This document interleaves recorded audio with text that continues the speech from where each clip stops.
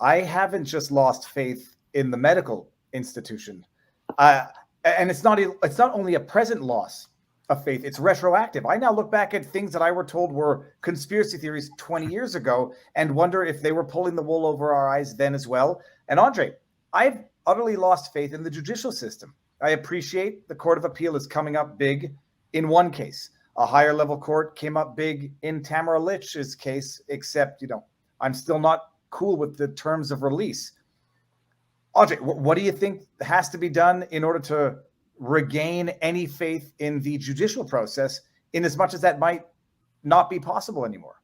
That's an excellent question. I think that what we must ensure that we do during this period of time is we must make sure that we bring cases like this forward and give the opportunity for the courts to do the right thing and to provide the decisions that must be provided on the basis of the evidence. We have to keep putting the cases forward. And you don't want to end up in a situation where you throw out the baby with the bathwater.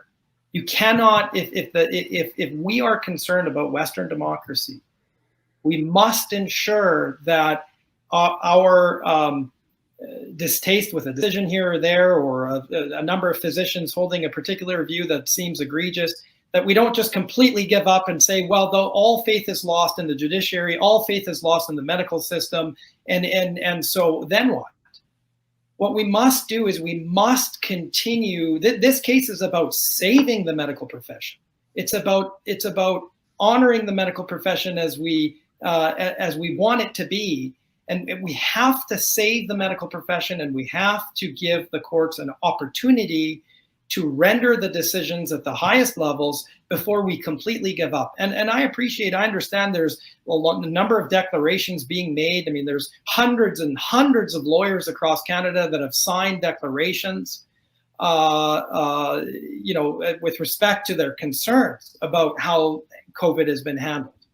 But I think we cannot lose hope. We cannot lose faith. Our Western democracy and our judicial system has been in the making for hundreds of years, and it's not something to be thrown away after 2 years simply because there have been things that have happened that make us lose faith.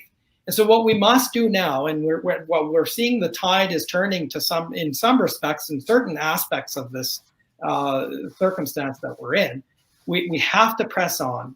We have to move forward, and we've got to have truth prevail. And Dr. Francis Christian is just one of those warriors, like the two of you.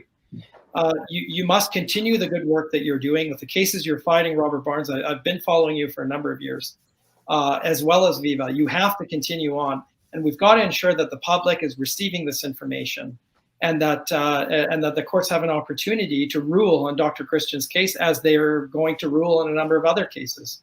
So my prescription, if you will be that we must fight on, because democracy is at stake.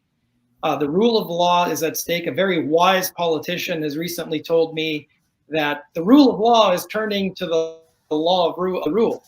And so we've got to flip that back around. We've got to ensure that the rule of law is maintained.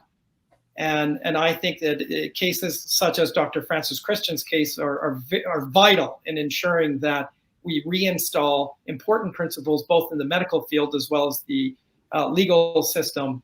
And I'm hopeful. I want to maintain that air of hope that I think that there are members of our judiciary that will be opining on cases such as this, free of bias, and we will continue on in that direction as far as we can go.